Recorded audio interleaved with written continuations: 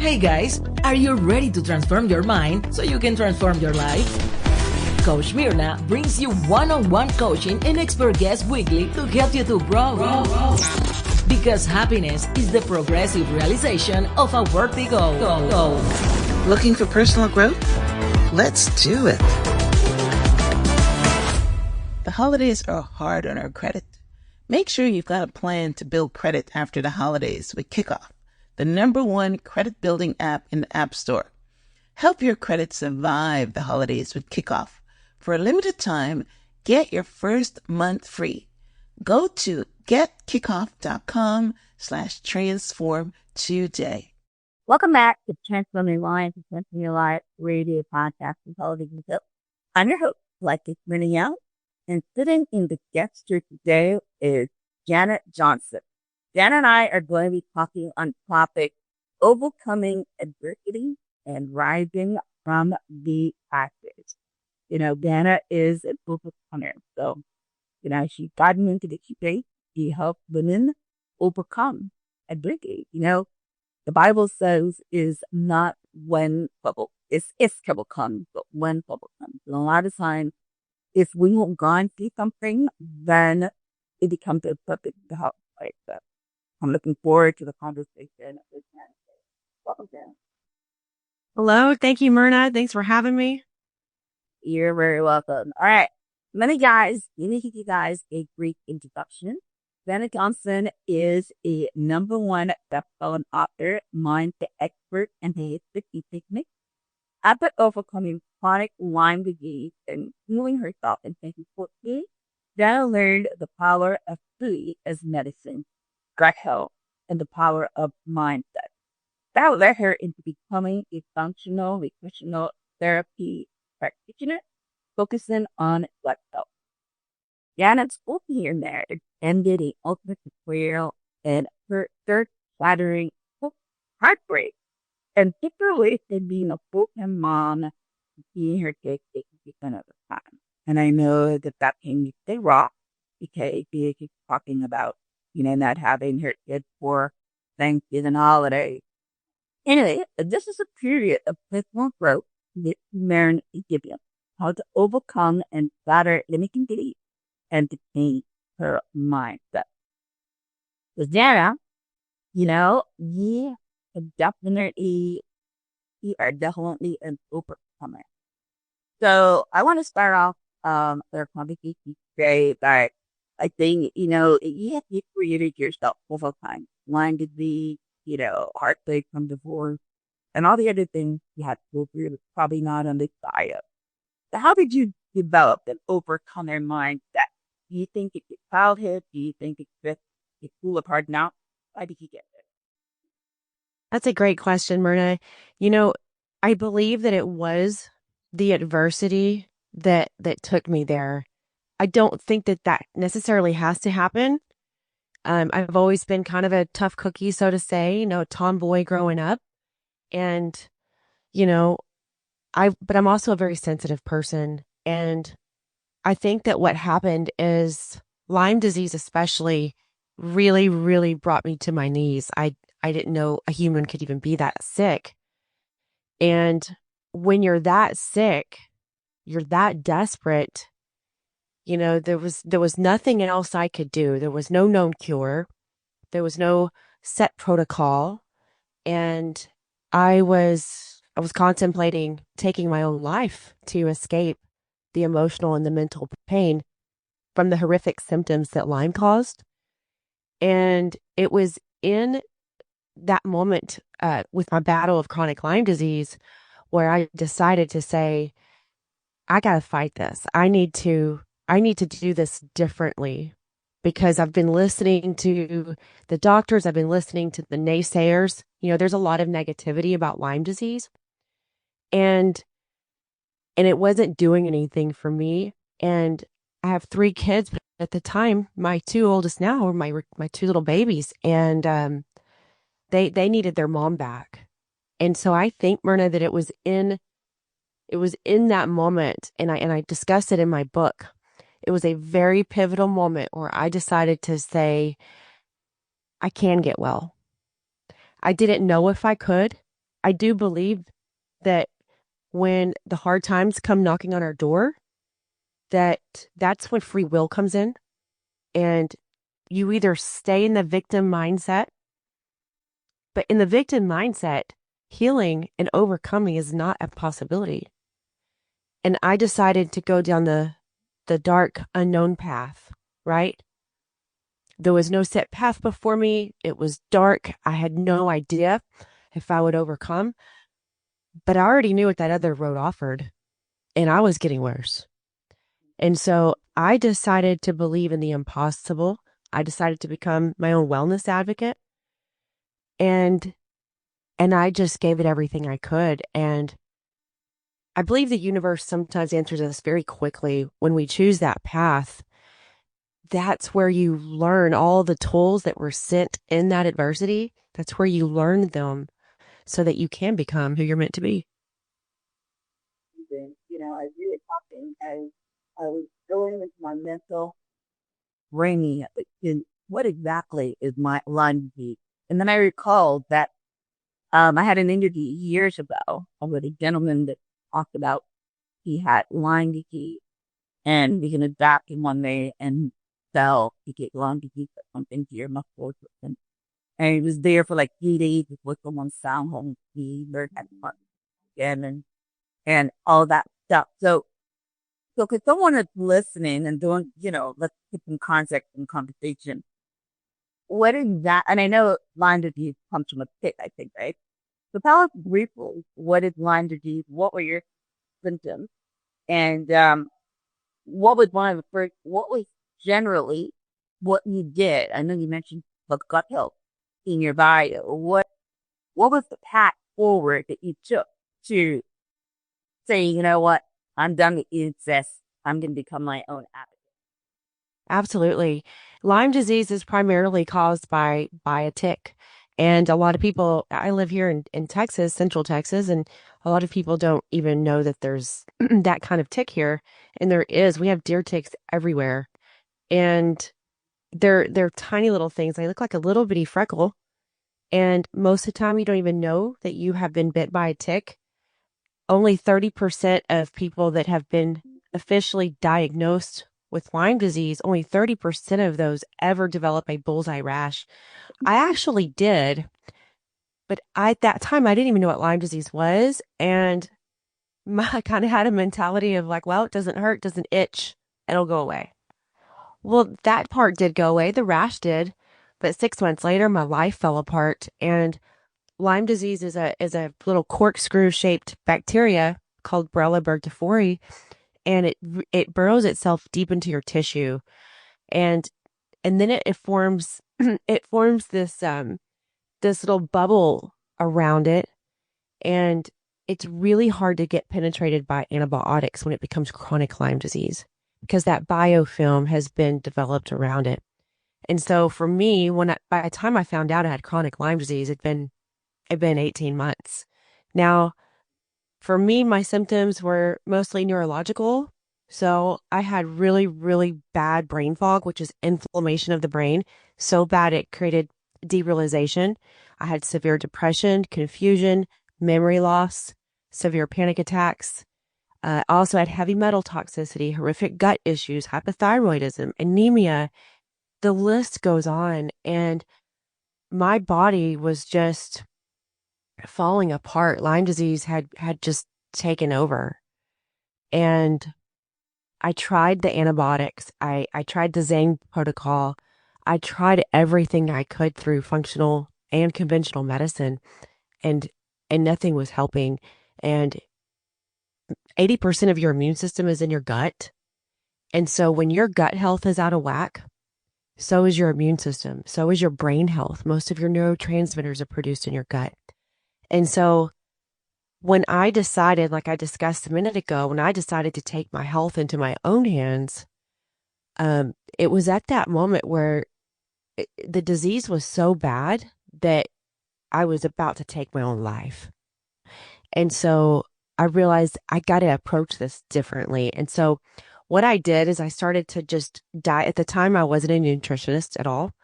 And this is what led me down the road to becoming a nutritionist. I dived into all about food and gut health. I learned that sugar feeds all diseases. So I'm either feeding disease or fighting it with every bite of food.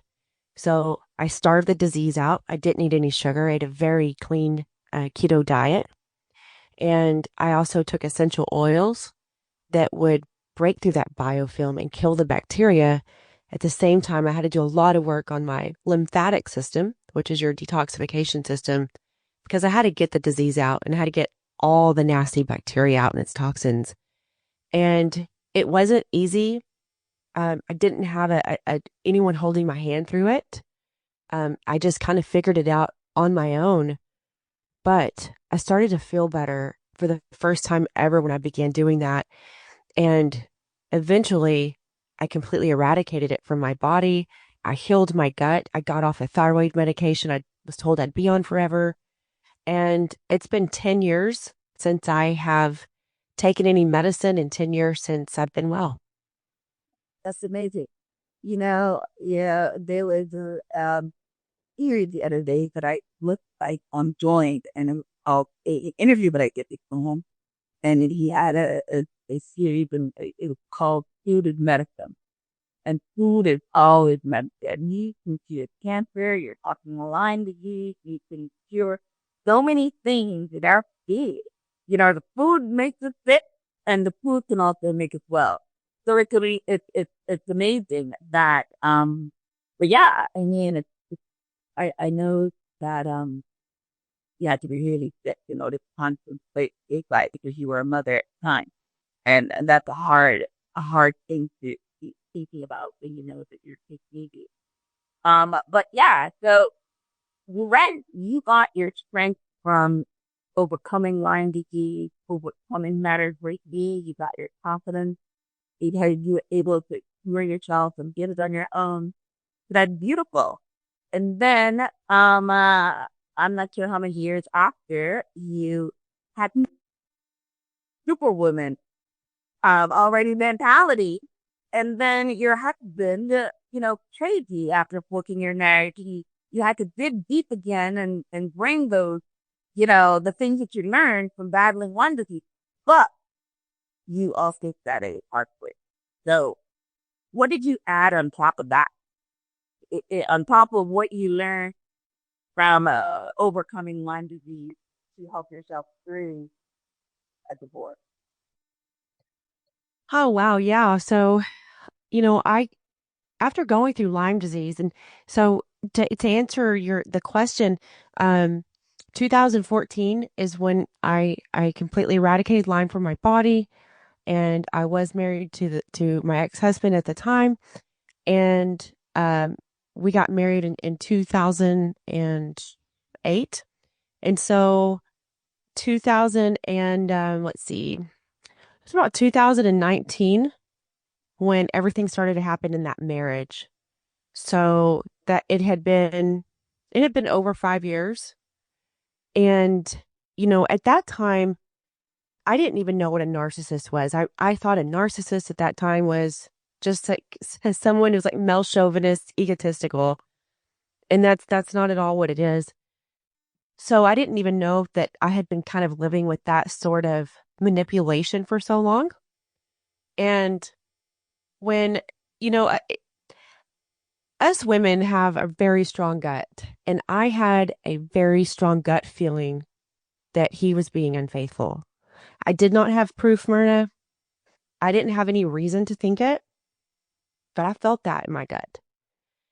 And when us women get that feeling and you don't have proof of it, there is a reason that your gut feels that, and don't ignore it ever.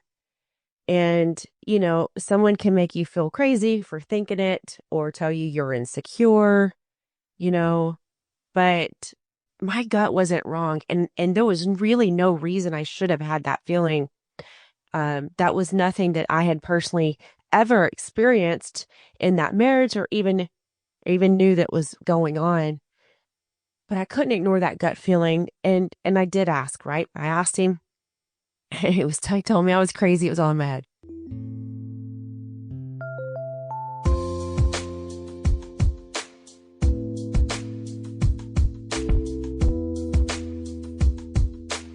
We have just come out the other side of Thanksgiving, Black Friday, and Cyber Monday.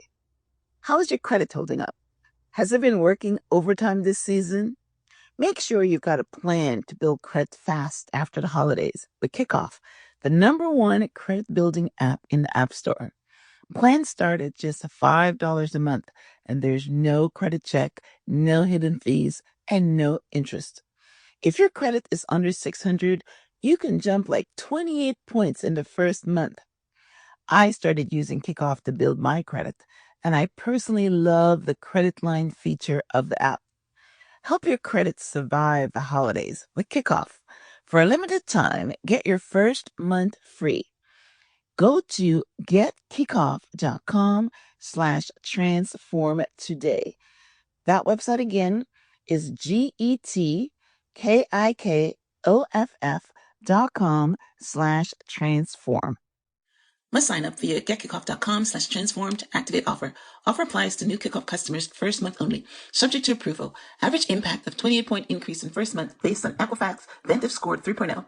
Changes for Kickoff customers with starting credit below 600 who made their first on-time payment between January 2021 and March 2024.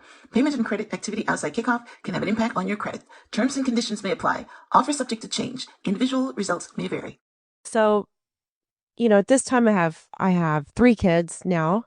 And my youngest was just a little bitty one at that time. And about 6 months after that, I saw proof. I wasn't looking for it. I saw it, and I confronted him about it. And he said, "Well, what do you expect me to do? She's a ray of sunshine. You're just negative all the time." And I was floored. I was floored that somehow his infidelity was my fault. That's what narcissists do. You call it right. Yeah. They threw it right back at you. Yeah. Mm-hmm. Yeah. And I was like, wow. And again, I didn't know he was a narcissist or really what it was. And I was just like, are you serious? Well, he was good. Can I tell you what? There was a minute where I was thinking, maybe I should be, maybe I'm not positive enough. Maybe it's me, right? So when that marriage really started to fall apart, which it did as soon as I saw the proof, he just completely stopped even trying to hide it. And my heart completely shattered. I had 3 kids. I was homeschooling them at the time. I was 50% owner of the companies that my ex-husband and I owned. So I did the all the accounting work. And I absolutely every single day had to somehow put a brave face on for my kids, try to look like my face wasn't going to crack as I tried to smile. And it was absolutely misery. And I remember there was a particular moment, and I talked about this in the beginning of the book, where I just had to leave. I told my mom, I asked her to watch the kids. I just told him, it's the first time I didn't ask for approval in the marriage. Okay, can I go out of town and actually do something for myself? I just said, hey, I'm going to Oklahoma. There was nothing in Oklahoma, and that's why I wanted to go there, because there was nothing. And I take this 9-hour drive by myself. And I got overflowed with emotions of what forgiveness was. Now, at that time, I thought forgiveness meant what you did to me is okay. But that's not what forgiveness is. Forgiveness is not for the other person. Forgiveness is for yourself. Forgiveness is when you take your power back and say, you hurt me once, but I'm not going to carry that with me and let you hurt me every day thereafter. And I realized I needed to forgive him. I needed to forgive all of the people from the past, myself. And this was the pivotal moment, Myrna. So Lyme disease was a pivotal moment or a catalyst for me to become who I'm meant to be. Fast forward about 5 years later, and this infidelity, narcissistic manipulation, abuse, and divorce was the final catalyst necessary for me to truly step into my purpose. Now, again, that was via free will because I had to choose that. I could have stayed the victim, but where was that going to get me, right? So I go to Oklahoma for a week. I wanted to go somewhere where there was nothing, there was no one. I had nothing to do. There was no TV. It was just me with myself, a whole lot of screaming and a whole lot of crying. And this was really where Janna started to put myself back together. And the beautiful thing about being completely broken is you get to put yourself back together, but you get to do it differently. And that was the beginning of, I poured myself into therapy. And that's when I learned what narcissistic abuse was. And it was probably about a year to a year and a half after that where, the divorce happened. And it took a long time to really, really do that healing. When I say a long time, I mean, it's a few years, but healing, I don't think that healing ever ends. I think that healing it has different layers of it, right? If you get a really bad wound, you always see the scar and it always reminds you of the pain, right? And so this was a different beast than Lyme disease was because I didn't think that I could ever hurt anymore or go through anything more difficult than Lyme disease. But this was because this was an emotional, mental pain that involved me trying to protect my babies. And as a mom, sometimes you feel absolutely helpless when you can't protect them. And, I put up with things I never thought I would put up with for my kids. But at the end of the day, could I have kept that family together? Possibly. Would I have been happy? No. I'd have been absolutely miserable. I wouldn't be here today. I wouldn't know you. I wouldn't have that book. And my kids wouldn't see their mom truly happy going after her dreams. And how can I tell my kids they can be anything they want to be if I can't even do that myself? So, long-winded answer.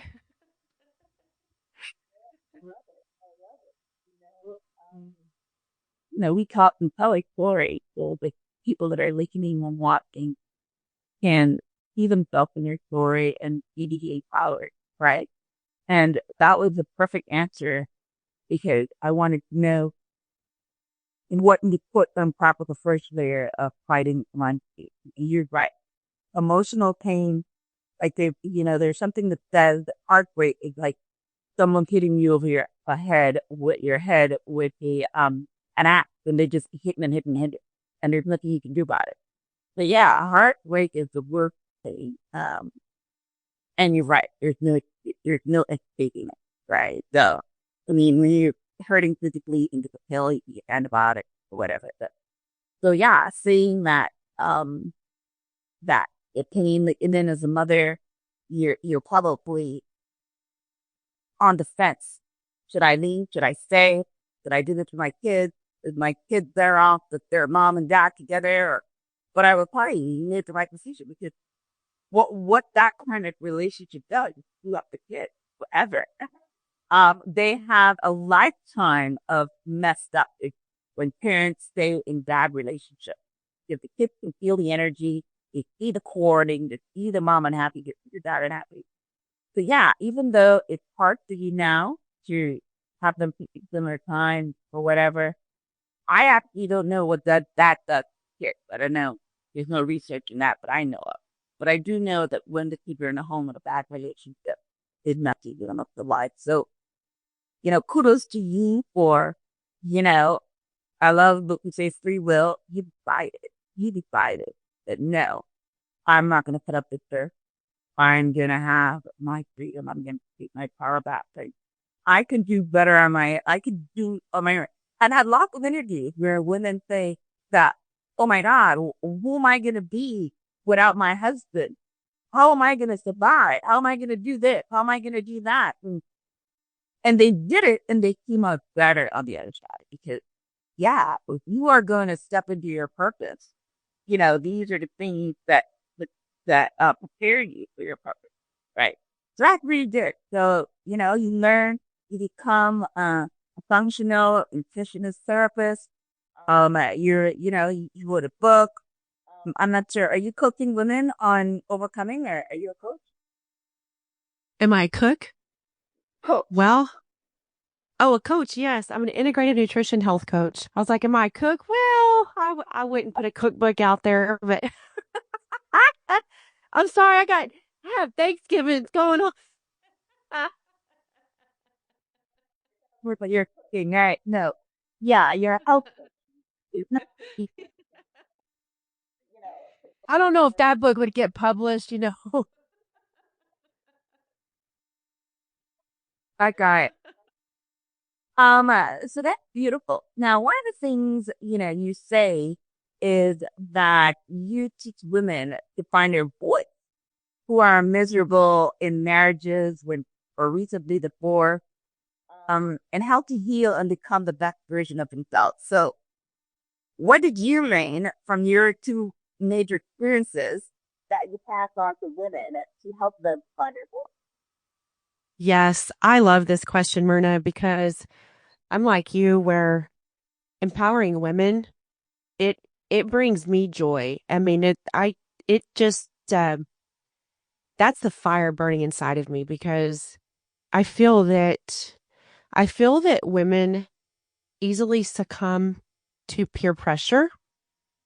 Women easily succumb to this society idea of what perfection is or what a woman should be.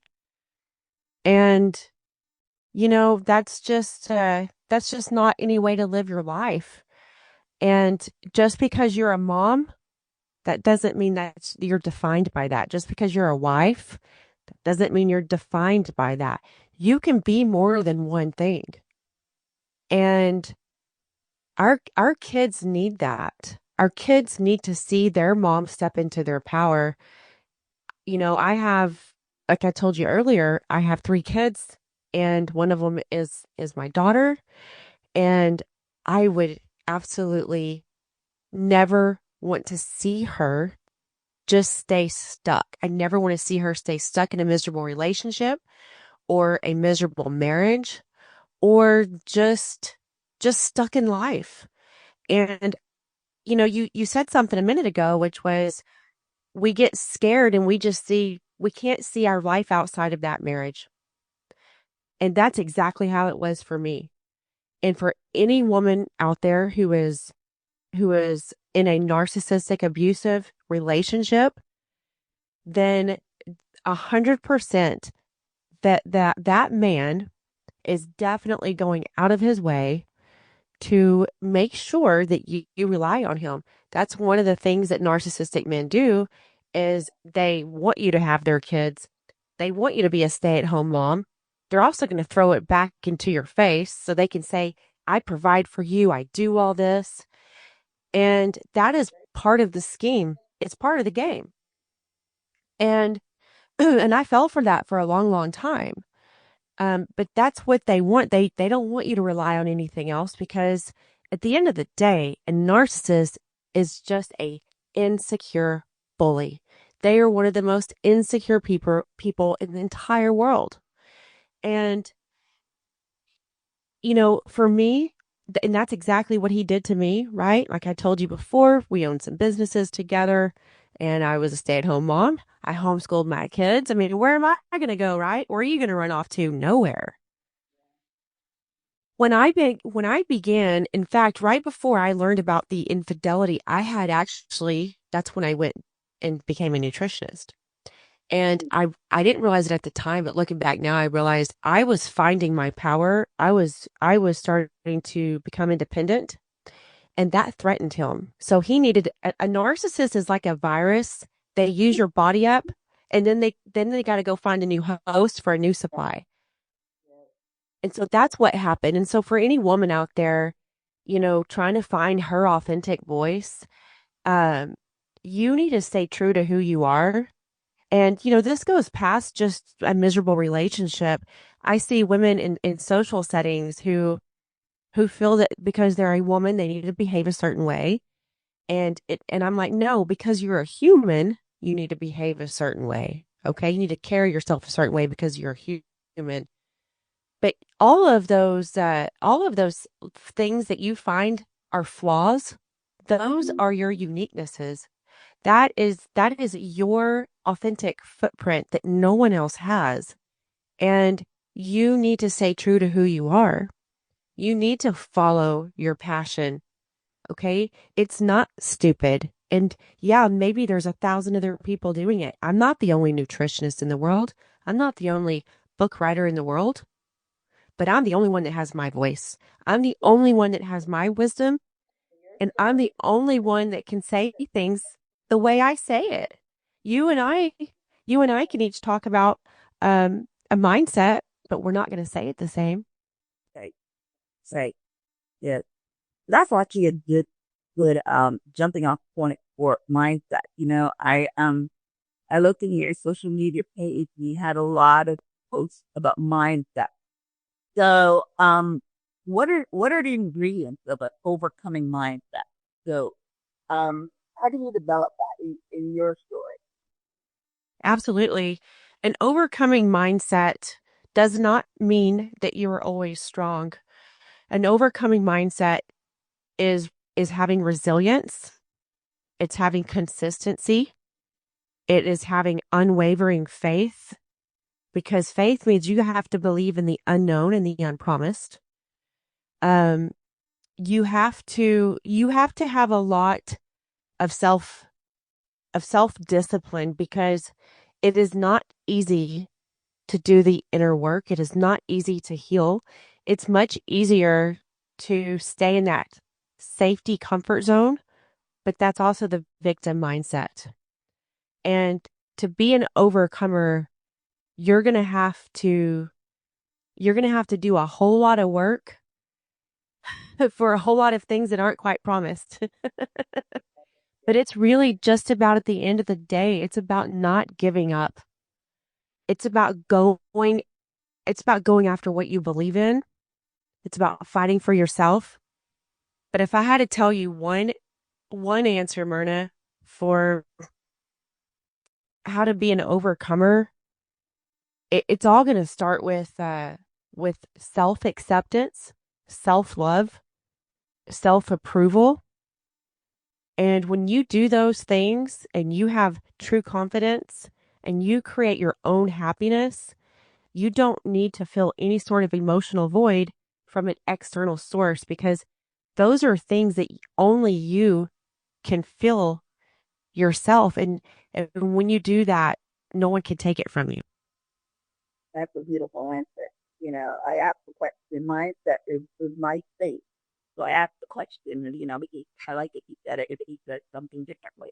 But I love that. The way I approach mindset is change the way you look at the thing and the thing you look at the thing, right? So, but I love the way you approach it is resilient, right? It is believing in yourself. That that's always the end goal, because in order for anyone, achieve anything, male, female, kid, anyone, do anything phenomenal, is that they have to believe that they can do it. Once they have doubt, or somebody tells them that they can't, and they believe it, then they're not going to make the effort. They're not going to get up every day and try to do it. Believe in yourself and faith, right? If you have a promise, you say, hey, God says this is what I can be and this is what I can do. And I know that He will guard my path, even though I don't see it right now.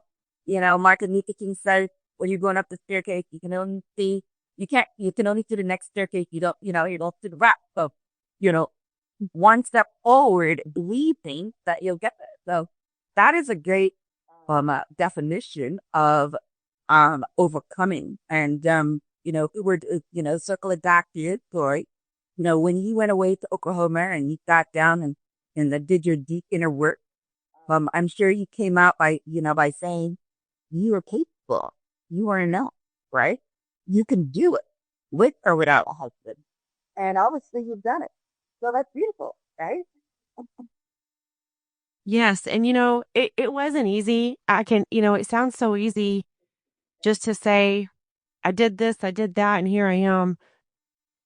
But I'm going to be honest with you. I was absolutely terrified, but I was more scared of not doing the inner work. I was more scared of not chasing my dreams than anything. I I was more scared of staying in that stagnant, mediocre life. And at the end of the day, we have to live with regret, right? So you have to ask yourself, what will I regret the most? You're never going to regret going after your dreams, and you're never, ever going to regret becoming a better you. I am not completely healed, but I will continue to heal. I don't know everything, but I'm going to continue to learn, because the moment that you say you know everything, that's when you put a cap on yourself, and you don't learn anything else. And um there was a moment, after the divorce, and that's when I realized at that time I was already a nutritionist, hadn't written the book, and I was sitting outside. That's one of the ways I connect with nature, universe, God. I was sitting outside, and it hit me. It hit me what I wanted to do with my life and what I needed to do. I was like, I want to write that book I said I would write if I ever got well from Lyme disease. I want a podcast so I can share my story with as many people as possible. I want to speak on that stage. And when I had my kids back from their fathers, I sat there with them and I said, I need to ask y'all a question. And there was a time in my life where I would have felt dumb asking my kids, what do you think if mommy does this? And I said, this is what I want to do, but it's going to take me away from y'all a little bit. And they were so excited. Yes, mom. Yes, you got to do it. But I knew by telling them or asking for their approval, I knew that meant they were going to hold me accountable and that I was going to go after it. I didn't know anyone. I didn't have anyone hold my hand. I had no connections. All I had was me and God. And the moment I said yes to myself, the universe said yes to me. The universe was waiting for me to say yes. But you have to do it yourself. No one else can do it for you. And here I am a few years later, and I look back at that moment I just described to you, and I'm proud of myself. And I used to never be proud of myself. I didn't love myself. I was my own worst critic. I picked myself apart. Every day I woke up, I looked in the mirror, and I beat my own self up. And that is no way to live, because the world's going to beat us up enough. You have to at least love yourself. You know why you did that? Because you're living in that book. And in order for a narcissist to be connected, they knock down your self-esteem all the time. Subtly. You probably weren't even aware of it. But those snide remarks, things that they do, the verbal one that you heard that was in your face when he said, oh, I'm cheating because you're so negative. But he might have looked at you wearing something one time and you don't look good, or tell you that you're a terrible mom, or something that internalize. That's what they do. Because you're right, they need to keep you dependent on them, make you think that they are the light or whatever. So that was great. And I want to add something there. I'm reading this book just yesterday, and the why is something so powerful. Says that if you plant the seed, God will make the tree. So you said the universe is just waiting for you to say yeah. And as soon as you said yeah, then the universe got into action, probably sent you people, probably opened doors, probably inspired you, because that's what happens to be, right? When I say yes. But that was your seed. You planted the seed. You got to do something. You can't sit around and just play. You can't sit around and not do anything. You got to plant the seed, and the seed is action or, agreement that you're going to do something. So you planted the seed, God made the tree, God created the miracle. And now you're part of yourself, you're doing several things, and it's a part of you because you picked yourself up from the ground and now you're not flying as high as an eagle yet. You're getting there. So, so that's beautiful. I'm proud of you too. This is a great conversation. This is a great, you know, I love this conversation. I love being able to tap into your spirit and tap into what your work, what you're doing. Because this is what when I use the word transform your mind, this is what we want to do. We want to transform your mind, transform your thought, right? Transform your life. And that's how you do it, right? By, doing things differently and believing in yourself. So you just mentioned your book. It's got an interesting title. You, you,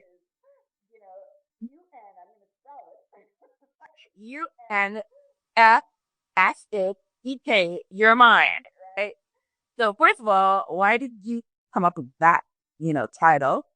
And why did you write it? And what do you want, women or men to walk away with after reading? Yeah. So, the title is a little bold and in your face, and that describes me. um, you know, I I I picked that title. It came to me very easily, and at first the book was actually going to be titled "Shatter Your Limiting Beliefs to Become Who You're Meant to Be," and it's the subtitle. But I needed something that was short, that was bold, that made somebody walk past it and be, whoa. And it worked. No, it was because I felt for so long that when I realized, had my awakening, I realized that I had been, you know, kind of doing that to my mind, right? And I needed to undo it. And so that was the purpose of the title. And the color, the reason I chose lime green is because it's for Lyme disease awareness. This book was originally supposed to be just about Lyme disease. I made a promise with God when I was sick with Lyme disease. When I was in that pivotal moment where I told you I decided I had to do something different, I said, God, get me well, and I will share it with the world. I will write a book. I will be an advocate. And when I met with my publisher, and that's what it was going to be about, didn't have the title yet at the time, and I was going through the book mapping process, and this is what came out. It was supposed to just be Lyme disease and mindset, but this book came out, and this book, Myrna, it was truly like a baby in the womb. It was like I was giving birth, but I was not only giving birth to that book, I was giving birth to the new me. And I did a lot of healing in this book because I didn't even realize I had so many limiting beliefs that I had shattered, that I needed to. And I didn't know that this book was inside of me. And many of you listening, there is a lot of gifts, a lot of talent inside of you that you don't even realize. And you just got to keep taking those layers off, and it's going to come uncovered. And this book is all about shattering your limiting beliefs, stepping out of your own way. I described what it's like, how, my environment growing up, so you can understand how the limiting beliefs were born, what it was like living with them, what it was like to break them and what I did, and what it was like now to live without them. And this book is for anyone, man, woman. I do have 2 chapters, 5 and 6, dedicated to Lyme disease. I am currently working on a second book that is just about Lyme disease and mindset. But I believe this book needed to come first, and I didn't know it was in me. But it was, and I wrote the book to be of service to others, not for anything else. And I think that when you do things to truly be of service to others, that is when you can help people the most. Yeah, wow, that's beautiful. Yes, I'm gonna keep a copy. I love it. It's right up my field as far as limiting the mindset, and, I didn't know a lot about mindset, other than my key interview.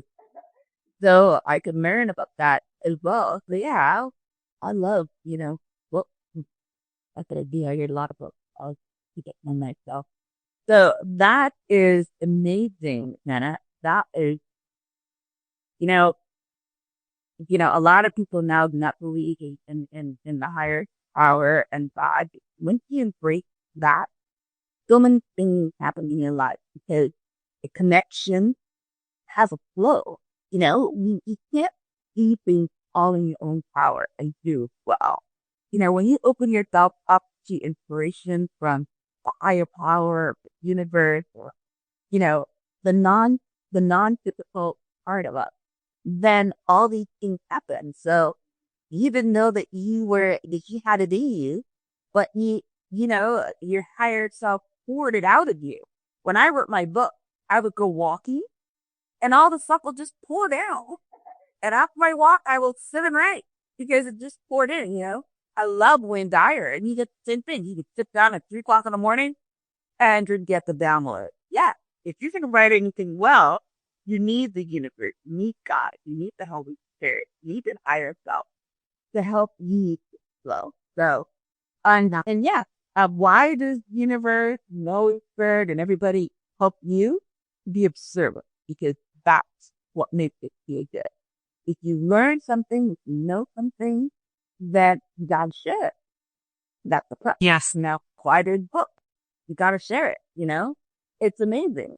Yeah, so beautiful, beautiful work, beautiful, I want to call it ministry. It's not totally, I call my work ministry, but, it's not necessarily ministry. It's just helping people.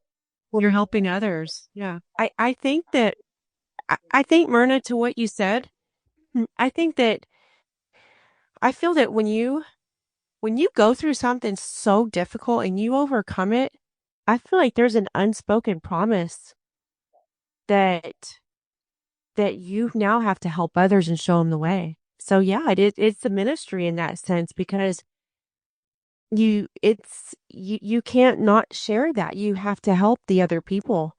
And I think that that's an unspoken promise that people must do anytime you've overcome something difficult. You don't keep that to yourself. You have to share it. Sharing is funny. He did the same thing. When he poured out, he came therapy. Artist, he wanted to go to a therapist and sit there and talk. When you pour out, you're healing, and then of course you're helping someone else. So that's amazing. I really enjoyed our conversation, Janna. Great information. For probably listeners now, where they can pick up a copy of book on us and Amazon, but your website, always that you're taking you to animal. And there was no mention here of your platform, so you can also talk. Yes, I have a podcast, Revive with Janna, and I probably should have just kept it Revived by Janna, but I wanted to change it up because you're going to revive with me. And I discuss all things like we discussed today: Lyme disease, mindset, nutrition, gut health, narcissistic abuse and relationships. And I also talk about, Myrna, I don't parent the same that I did before the healing.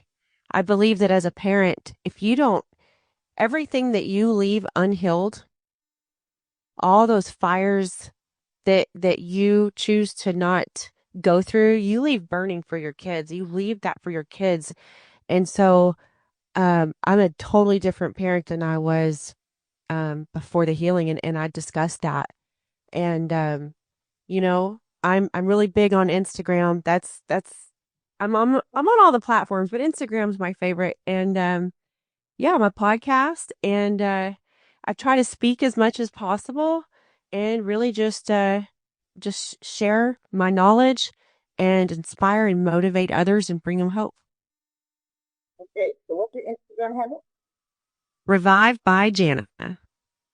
Oh, Revived by Janna. Yes. Do you have a website? That my website is revivedbyjanna.com. Everything is Revived by Janna except podcasts. I decided to do Revive with Janna, and now I have no idea why. Oh, I know why. By means you're teaching people. With means that they're going with you. So I understand. There you go. So you got it. You understand. I got it. Yeah, that's amazing. All right, listen. Powerful conversation. Powerful work that you're doing, Janna. Thank you for being on the show. Thank you for sharing your story. I will have a summary of my conversation with Janna on the show page. It is myhelp.us. I will link out to her book, website, social media. So you can, if you, get it or something like that, you can have a push it, show page and click on it. But definitely, if you are somebody that has had some adversity in your life, definitely go pick up a copy of her book. And, understand how she did it. Understand the lessons that she learned that she's trying to pass on to you. Because, knowledge is very important. One of the books, I just decided to have everything Jim Rohn, everybody's been talking about Jim Rohn for the longest time. And I decided to go straight to the source. And, basically he was saying that, we're in America, the land of the most powerful land in the world. And we are not reading books. We're not helping ourselves. We're not wealthy without doing it. You know what I mean? But yeah, books are the way to grow. Books are the way to learn. And he asked people, how many books have you read in the last 90 days? Me, I read about a book a week.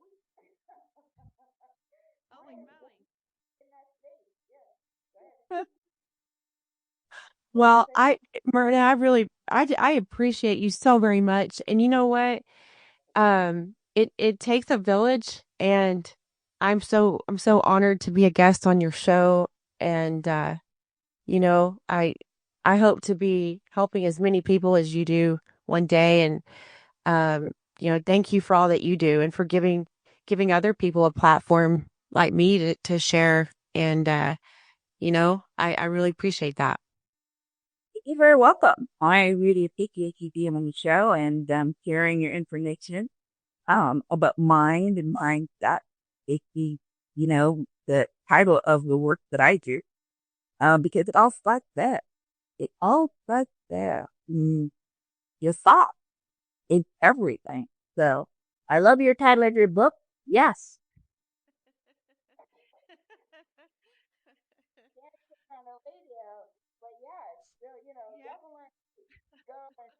Awesome, fine. That's right. Hey. Yeah, I got it. We got to keep it PG. That's amazing. All right, guys. Well, listen, thank you for tuning in to this week's episode of Transform Your Mind. My guest today is Janna Johnson. And you were talking about overcoming adversity, Lyme disease, rising from the ashes, finding your voice, and going after your hoping destiny. So I hope you enjoyed it. It's much tried you. If you if you want to leave a comment, encourage Janna on YouTube or leave us a review of this conversation. I would love that. So thank you guys for tuning in. Thank you, Janna, for being on the show. And until next time, namaste.